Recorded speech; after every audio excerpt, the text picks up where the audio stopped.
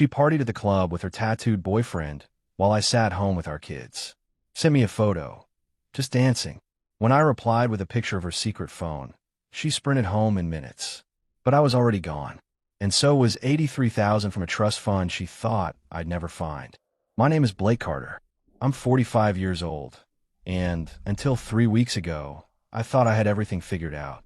I work as a business development director at MedCore Solutions, a healthcare company based in Phoenix. Decent salary, good benefits, the kind of job that lets you sleep easy at night knowing the bills are covered, and then some. My wife Diana is 40, looks younger thanks to Pilates and expensive face creams. We got 2 kids from my first marriage. Lily is 16, whip smart, probably going to be valedictorian if she keeps her grades up. Noah is 14, lives and breathes basketball, already taller than me. Diana came into our lives 8 years ago, right when I needed someone most. My first wife bailed when the kids were tiny. Couldn't handle being a mother, I guess. Just left one morning and never came back. Diana seemed like a miracle back then. She was patient with Lily and Noah. She supported my career moves. We got married after dating for a year, and honestly, for a long time things were good. Really good. But somewhere along the way, things changed. It was subtle at first. Diana started going out more. Girls' nights turned into a weekly ritual, then twice a week, then 3 times. New clothes started appearing in her closet. Tighter, younger. Stuff that made me do a double take when she'd walk out the door. When I mentioned it, she'd brush me off. I'm 40, not dead, Diana would say, rolling her eyes like I was being ridiculous. You don't want me to let myself go, do you? What was I supposed to say to that? So I didn't say anything. I figured she was going through something, maybe a midlife thing, and she'd work it out on her own. 3 weeks ago, everything exploded. It was a Thursday night. Diana came into the kitchen while I was helping Noah with his algebra homework and announced she was going to some club called Vertigo. Not asked. Announced. She was wearing a dress that barely covered anything, heels tall enough to need a building permit. Don't wait up, she said, grabbing her purse. I looked up from Noah's textbook. It's Thursday. Don't you have that presentation in the morning? Diana's eyes narrowed. I can manage my own schedule, Blake. I'm just saying. You're always just saying something, she interrupted, her tone sharp enough to cut. Maybe that's your problem. She walked out. The door slammed, so hard the pictures on the wall rattled. Noah kept his pencil frozen over his notebook. Even at 14, he could read a room. Is Mom okay? He asked quietly. She's fine, I lied. Just work stress. But she wasn't fine, and deep down I knew it. Around 11:30 that night, my phone buzzed. A message from Diana. Just a photo, no words. She was at the club, pressed against some guy with slicked back hair and a snake tattoo crawling up his neck. Her hand was on his chest. His arm was wrapped around her waist. She looked happier than I'd seen her in months. The caption read, "Relax, babe. Just dancing. Just dancing." My hands were shaking as I stared at the screen. I called her. It rang 4 times before she picked up, and when she did, I could barely hear her over the pounding music in the background. "What?" Diana shouted. Her voice had that loose, drunk quality I'd come to recognize. "What the hell is this?" I asked, trying to keep my voice steady. "What's what?" "The photo you just sent me."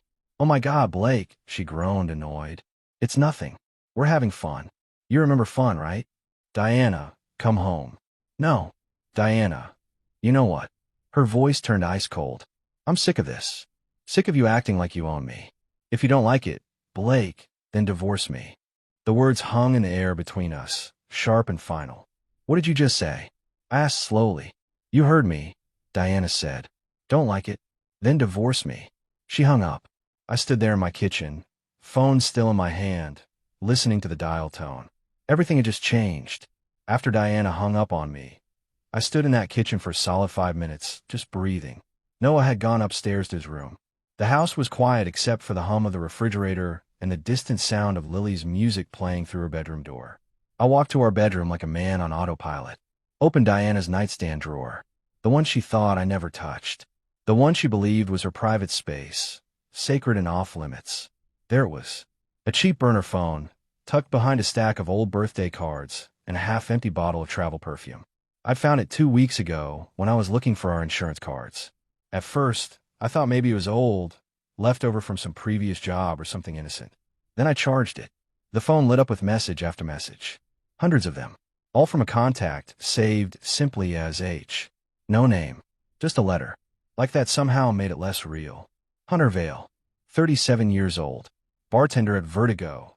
The same club Diana was at right now. The same guy from the photo she just sent me. Slick back hair. Snake tattoo. Cocky smile. I'd read every message. Seen every photo. Listened to voice notes that made my stomach turn. For 2 weeks, I'd carried this knowledge around like a lead weight, saying nothing. Just watching. Waiting. Making copies of everything and storing them in a cloud folder Diana didn't know existed. Tonight, she'd finally pushed me far enough. I took a photo of the open drawer with the burner phone sitting right there, screen glowing. The message thread with H was pulled up, showing their plans to meet tonight. I didn't include any text.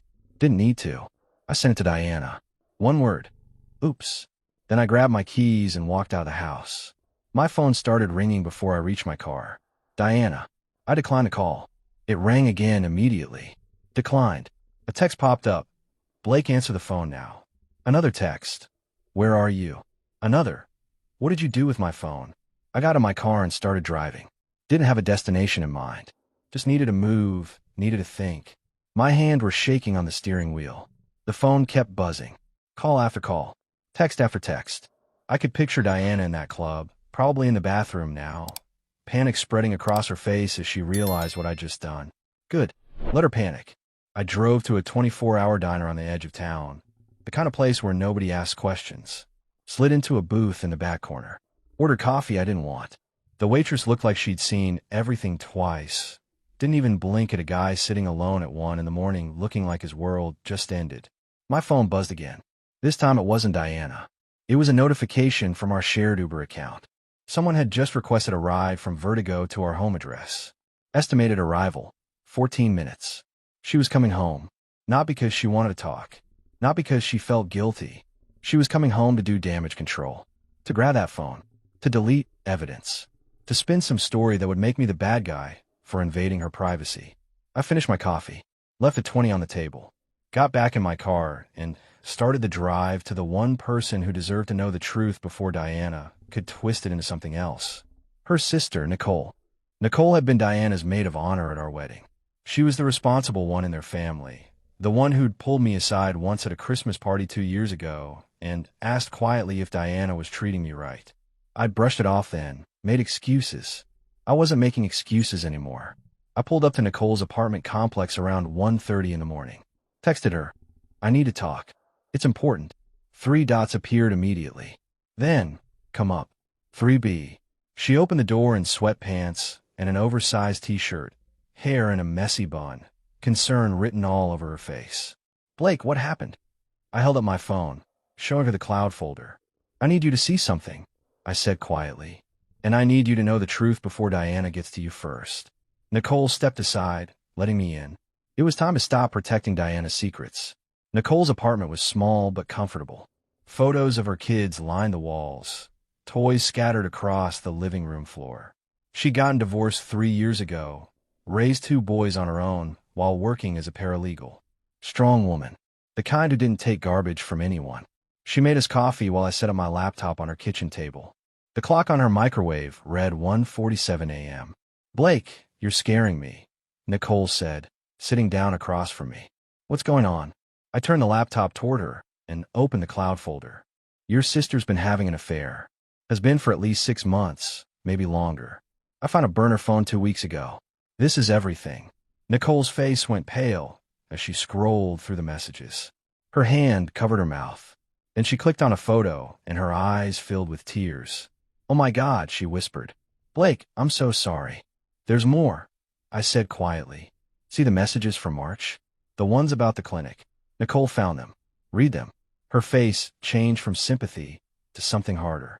Anger. She told me she had a miscarriage, Nicole said slowly. She called me crying. Said you two lost a baby.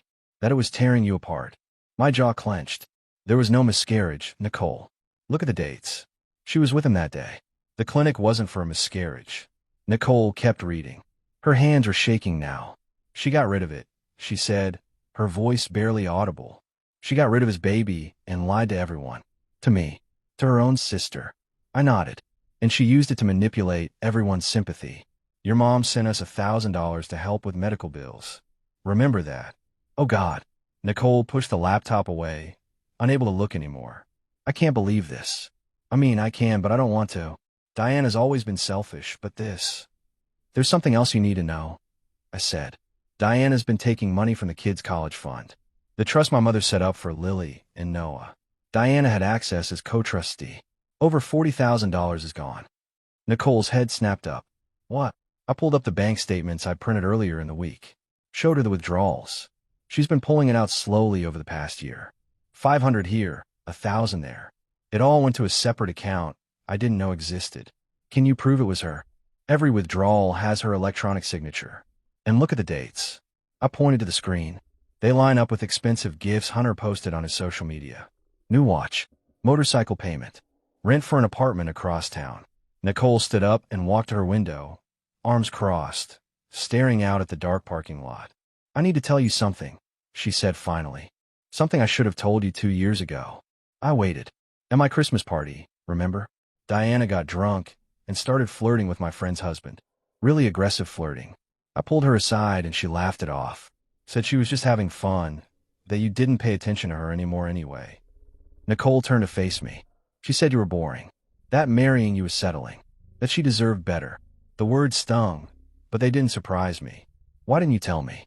I asked. Because she's my sister. Because I thought maybe she was just drunk and stupid. Because I didn't want to blow up your family over something that might have been nothing. Nicole's voice broke. I'm sorry, Blake. I should have said something. It's not your fault, I said. None of this is your fault. My phone buzzed. A text from Diana. I'm home. Where are you? We need to talk now. I showed Nicole the message. She shook her head.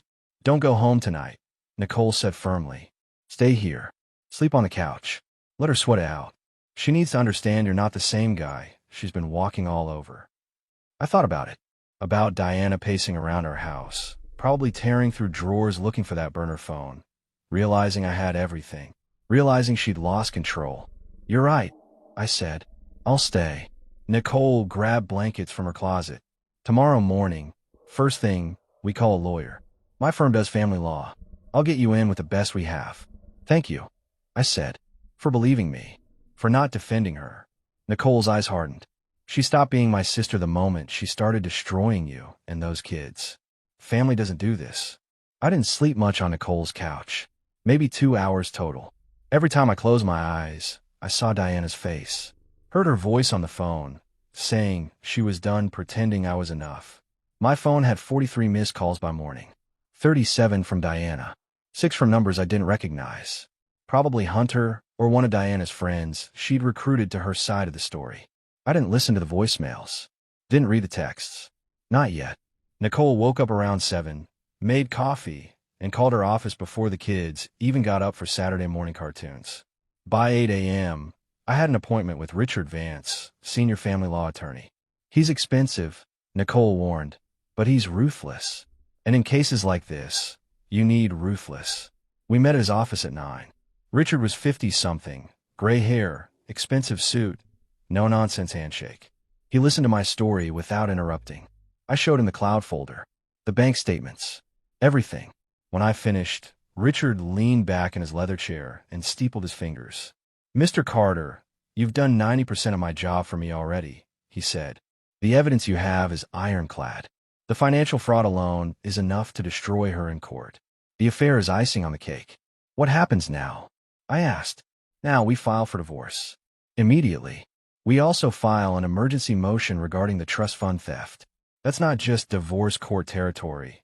That's potentially criminal. Identity theft. Embezzlement from a trust account. He pulled out a yellow legal pad. Do you want full custody of your children? They're from my first marriage. Diana never formally adopted them.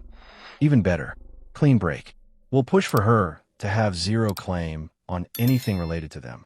No custody, no visitation unless they request it, and certainly no access to their finances. Richard made notes. What about the house? Joint ownership. We bought it together 6 years ago. We'll force a sale. Split the proceeds, minus what she stole. I'm assuming you want nothing to do with her after this. Nothing. I confirmed. Richard nodded. Good. Scorched earth approach. My specialty. I'll have papers drawn up by Monday. We'll serve her at her workplace. Maximum embarrassment. Maximum pressure. Nicole, sitting next to me, squeezed my hand. Her office is going to love that, she said with grim satisfaction. One more thing, Richard said. Does she know you have a lawyer yet? No. Keep it that way. Don't respond to her calls or texts. Let her panic. Let her think maybe you're going to forgive her like you probably have before. Then we hit her with papers when she least expects it. I nodded. It felt cold. Calculated. But Diana had been cold and calculated for months while she destroyed our marriage. Turnabout was fair play. We left Richard's office around 10:30. Nicole offered to drive me home to get some clothes in my car, but I wasn't ready. Not yet. Can we stop somewhere first? I asked. Where?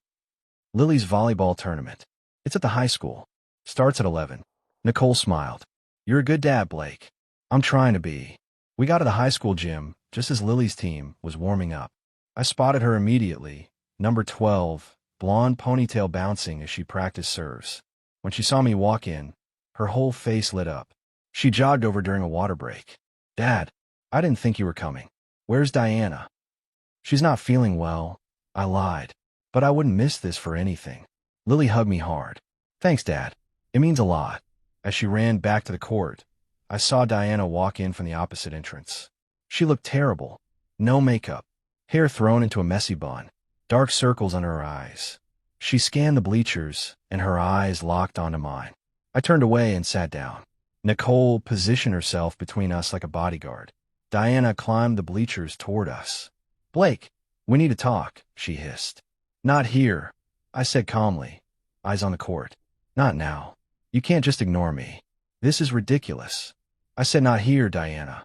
She reached for my arm. Nicole stood up, her 5'2" frame somehow intimidating. He said no. Back off. Diana's eyes widened when she recognized her sister. Nicole, what are you doing here? Supporting Blake, Nicole said coldly.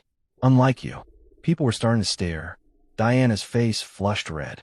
She glanced at Lily on the court, then back at me. Fine, Diana said through clenched teeth. But this isn't over. She turned and walked out of the gym.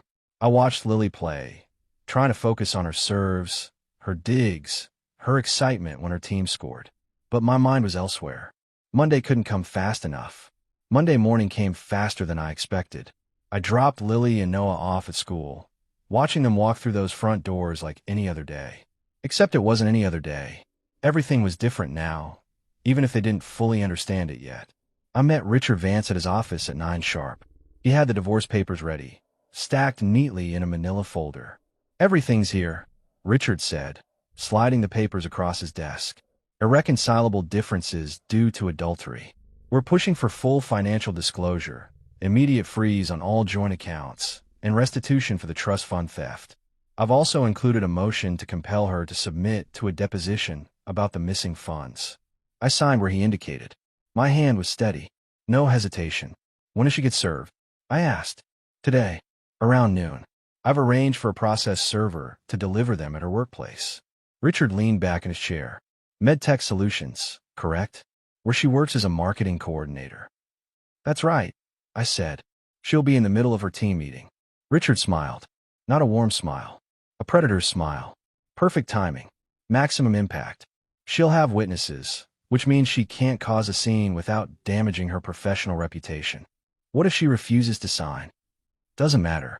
She just has to receive them. After that, the clock starts ticking. She has 30 days to respond. He pulled out another document.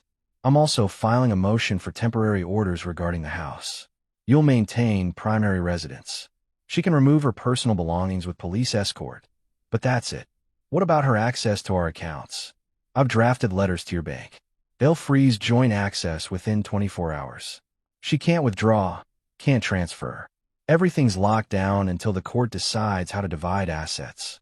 I felt a weight lift off my chest. For weeks I'd been playing defense, reacting to Diana's lies. Now I was on offense. There's one more thing, Richard said. Your sister-in-law, Nicole, contacted me this morning. She's willing to testify about conversations she had with Diana. About the fake miscarriage. About Diana's comments regarding the trust fund. She's furious. Said her sister has been manipulating the whole family for years, and she's done protecting her. Richard made a note on his legal pad. Family members who flip make excellent witnesses. Judges trust them. We wrapped up around 10. Richard walked me to the elevator. Mr. Carter, he said, I've been doing this for 26 years. I can tell within 5 minutes if a client is going to cave when things get emotional. You won't. You're going to see this through.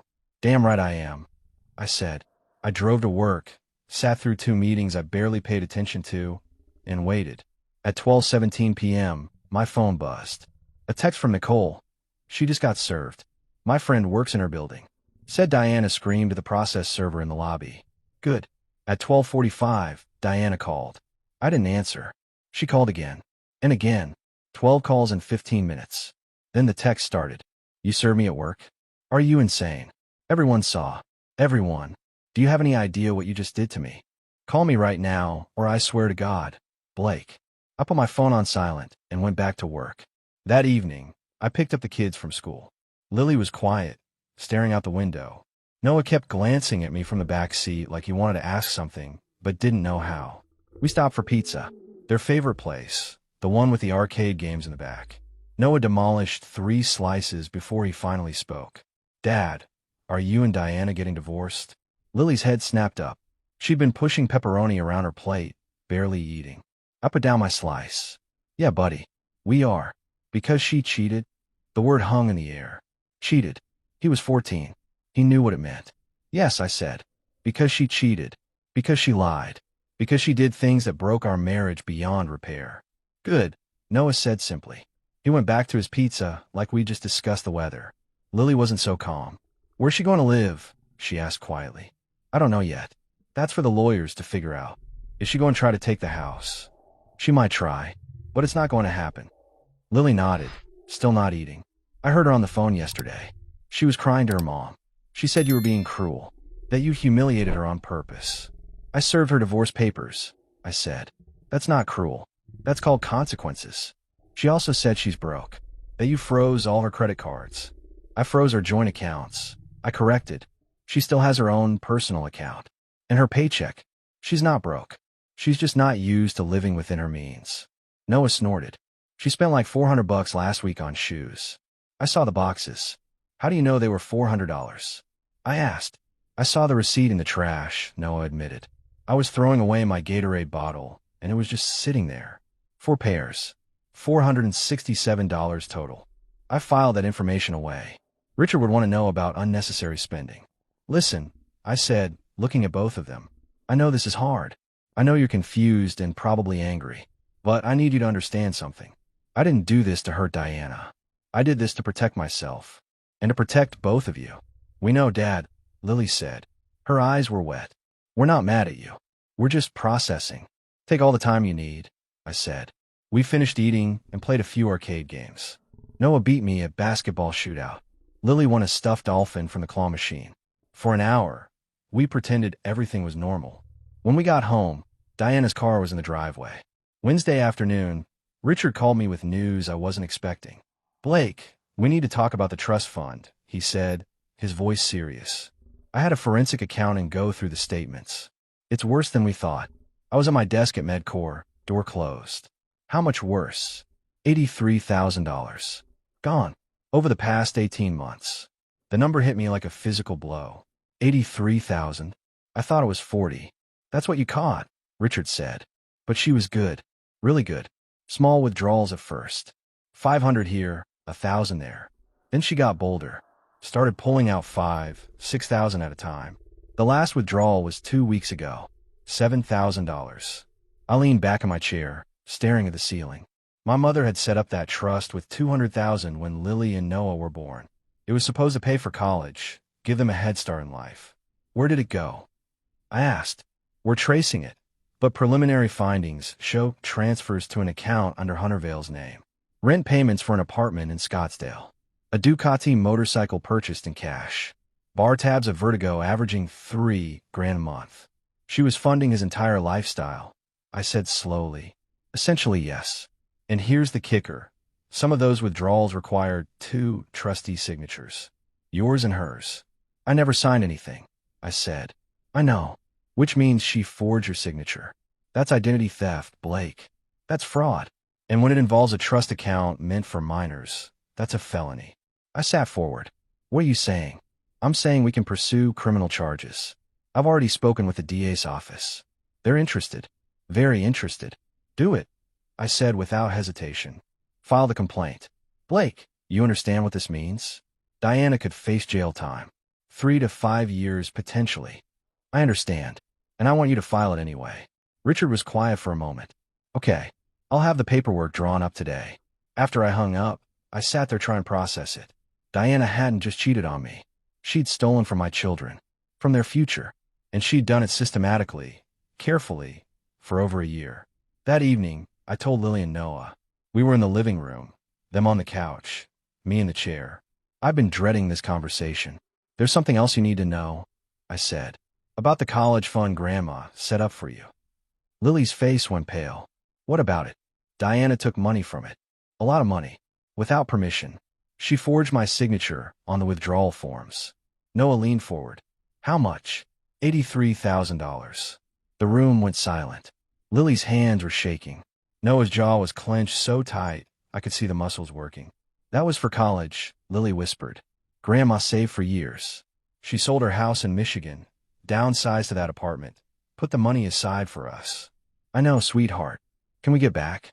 Noah asked. We're trying. The lawyers are working on it. But might take time. Lily stood up abruptly. I hate her, she said, her voice breaking. I actually hate her. How could she do that to us? I don't know, I admitted. Does Grandma know? Noah asked. That question gutted me. My mother was 72, living on a fixed income in her small apartment. That trust fund had been her legacy to her grandchildren. Not yet, I said. But I'll have to tell her. She's going to be heartbroken, Lily said. I know. Noah stood up. Dad, I want to testify. If this goes to court, I want the judge to hear what she did. Me too, Lily added. I looked at my kids, these strong, brave kids who'd been through too much already, and felt pride mixed with rage. We'll talk to Richard about it, I said. Friday came and brought a problem I should have anticipated. Parent-teacher conferences. Lily had them scheduled for her junior year progress reports. Both parents were supposed to attend. I drove to the high school alone, figuring Diana wouldn't show. I was wrong. She was waiting in the hallway outside Lily's English teacher's classroom, arms crossed, looking thin and tired. She lost weight. Her clothes hung loose on her frame. We need to present a united front, Diana said when she saw me. For Lily's sake. There is no united front, I replied coldly. There's no us anymore. Blake, please. The teachers don't need to know our business. Our business. Diana, you stole from my kids and cheated on me. That's not business. That's criminal behavior. A teacher walked past, glancing at us curiously. Diana's face flushed. Lower your voice, she hissed. No. Mrs. Patterson, Lily's English teacher, opened her door. Mr. and Mrs. Carter, we're ready for you. We sat in those tiny student desks, 3 feet apart, while Mrs. Patterson discussed Lily's essay on the Great Gatsby. Diana smiled and nodded like everything was normal, like we were just another couple at parent conferences. Halfway through, I couldn't take it anymore. Mrs. Patterson, I need to inform you that Diana and I are divorcing. She won't be living in the household anymore. All school communications should come to me. Mrs. Patterson blinked, clearly uncomfortable. Oh, I'm sorry to hear that. Don't be, I said. It's for the best. Diana stood up abruptly. I can't do this. She grabbed her purse and walked out. Mrs. Patterson watched her go, then turned to me with sympathy in her eyes. Is Lily okay? She seemed distracted lately. She's dealing with a lot at home, I admitted. But she's strong. She'll get through it. We finished the conference. I met with Noah's teachers alone. While I walked back to my car, Diana was leaning against it, crying. You humiliated me in there, she said. I told the truth. I corrected. That's not humiliation. That's just facts. Blake, please. Can we talk? Really talk? I unlocked my car. We have nothing to talk about. Yes, we do, Diana insisted, moving to block my door. I made mistakes. Huge mistakes. But I love you. I love this family. We can fix this. Fix what, Diana? The affair? The lies? The $83,000 you stole from my kids? Her face went white. How did you? Find out. Forensic accountant. Your signatures didn't match mine. Turns out forgery leaves a trail. I open my car door, forcing her to step back. The DA's office is pursuing charges. Identity theft. Fraud. Embezzlement. You're looking at felony counts. You're trying to put me in jail? Her voice rose to a near shriek. Over money. Over stealing from children, I said flatly. My children. The ones you pretended to love. I do love them. No, you don't. If you did, you wouldn't have stolen their future to fund your boyfriend's lifestyle. I got in my car. Diana pounded on the window, still crying, still pleading. I backed out carefully and drove away, watching her in my rearview mirror until she disappeared. When I got home, Lily and Noah were doing homework at the kitchen table. How were the conferences? Lily asked. Fine. Your teachers say you're doing great. Was Diana there? Noah asked carefully. She was. Briefly. Did she cause a scene? Lily's voice was flat, like she already knew the answer. A small one. Noah shook his head. Of course she did. 3 months later, I walked into the Maricopa County Courthouse with Richard Vance on one side and Nicole on the other. Lily and Noah were with my mother in the gallery, both dressed in their Sunday best. They'd insisted on being there. Diana sat at the defendant's table with her public defender. She couldn't afford a private attorney anymore. Hunter had disappeared the moment criminal charges were filed, blocked her number, deleted his social media, and vanished like smoke. She'd lost 20 pounds since I'd last seen her. Her hair was pulled back in a severe bun. Dark circles shadowed her eyes. She looked small, broken. Part of me felt sorry for her. A very small part. The rest of me remembered the $83,000 she'd stolen from my children. The criminal case for embezzlement had been fast-tracked because of the overwhelming evidence. Richard had provided bank statements, forged signatures, and digital trails showing money flowing from the trust directly to Hunter's accounts. The DA called it one of the cleanest cases of identity theft and fraud she'd seen in her 15-year career. Nicole testified first. She took the stand in a navy blue suit, her voice steady and clear. She explained how Diana had lied about the miscarriage, how she'd manipulated the entire family for sympathy and money, how she'd stolen from our mother while pretending to be the devoted daughter-in-law. My sister has always been selfish, Nicole said, not looking at Diana. But I never thought she'd stoop to stealing from children. That's a level of cruelty I didn't think she was capable of. The judge listened intently, making notes on her legal pad. Then my mother took the stand. She was 72, still sharp as ever, wearing the navy dress she'd bought for Lily's confirmation. When the prosecutor asked about the trust fund, her voice shook but didn't break. I saved for 15 years, my mother said, gripping the witness stand railing. After my husband died, I sold our house in Michigan, the house where we raised our children, where we celebrated every Christmas and birthday.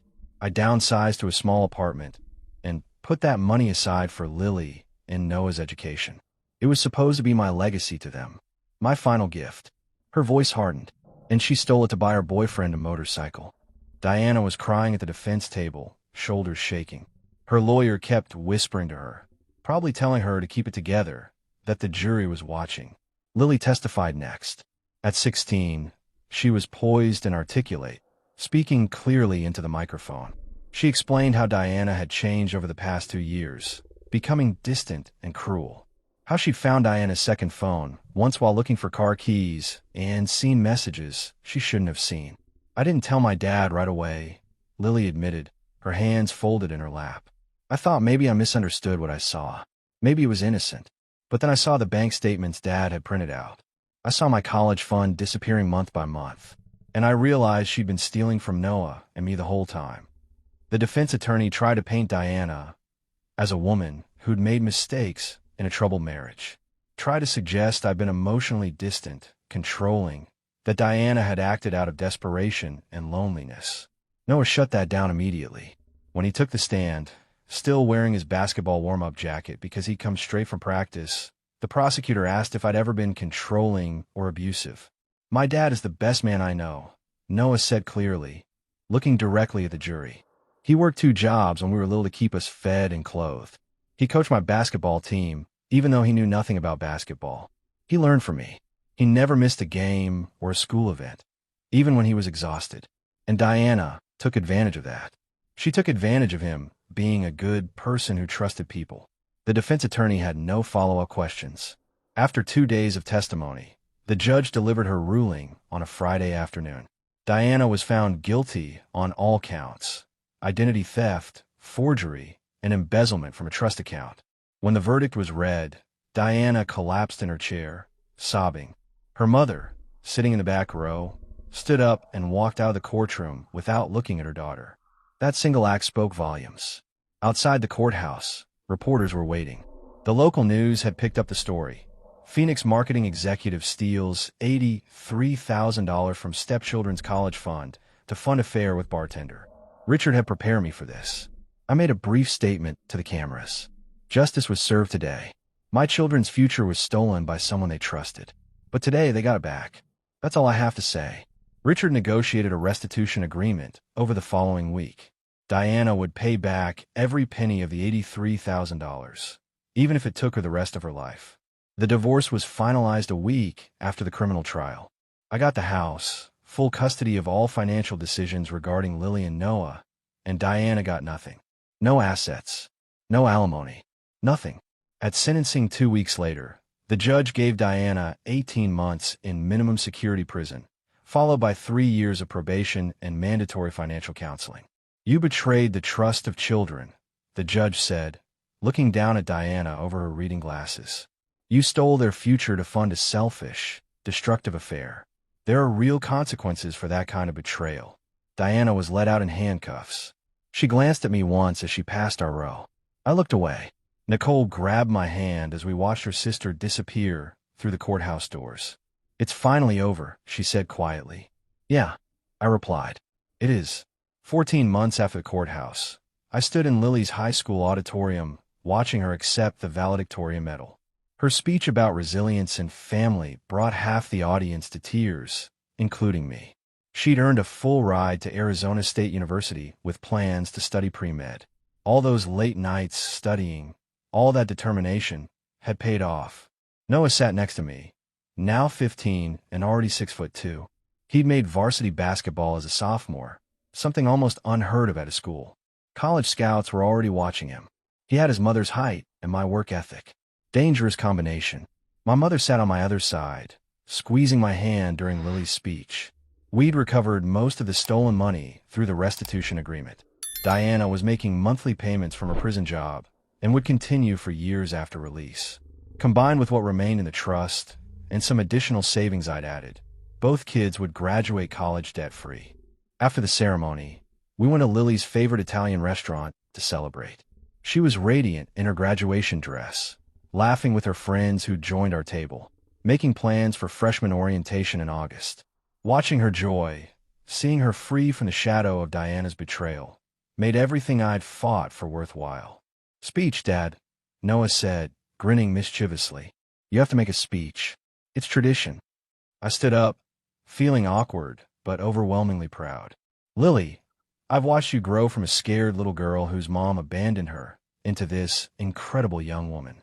You're smart, you're kind, you're resilient. You faced challenges no kid should face, and you came through stronger. I'm so proud to be your father." Lily's eyes filled with tears. She stood and hugged me hard. "Thanks, Dad, for everything, for fighting for us, for protecting us, for showing Noah and me what a real parent looks like, what real love looks like." The table erupted in applause. Later that night, after the kids were asleep, I sat on my back porch with a cold beer, looking up at the Arizona stars. My phone buzzed. A text from Nicole. "Diana's being released next month. Thought you should know. She's moving to Tucson. Wants a fresh start away from Phoenix." I stared at the message for a long moment, then deleted it. Diana was part of my past now. A closed chapter in a book I'd moved beyond. I'd been dating again for about 6 months. Nothing too serious yet, but I'd met someone at a healthcare conference in San Diego. Her name was Sarah. She was a hospital administrator, divorced, no kids. Kind eyes, easy laugh, didn't play games or expect me to read her mind. We took things slow, which suited us both. The kids had met her twice. Casual meetings, nothing forced. "She's normal, Dad," Noah had said after the second time. "That's actually really nice." Normal. Yeah, that was nice. Revolutionary, even. I thought about everything that had happened over the past 2 years. The discovery, the betrayal, the legal battles, the fear that my kids would be permanently damaged by Diana's actions. It had been the hardest period of my life, bar none, but it had also been the most important. I learned I was stronger than I thought, that I could stand up for myself and my children when it mattered most, that I didn't have to accept being treated like garbage just to keep the peace or maintain the illusion of a happy family. Diana had tried to break me. She'd expected me to crumble, to forgive, to take her back like I always had before. Instead, she'd accidentally forged me into something harder, something unbreakable. 2 years after the divorce was finalized, I got a letter, handwritten on lined paper, forwarded through Richard's office with a note. She's been sending these monthly. Thought you should finally see one. It was from Diana.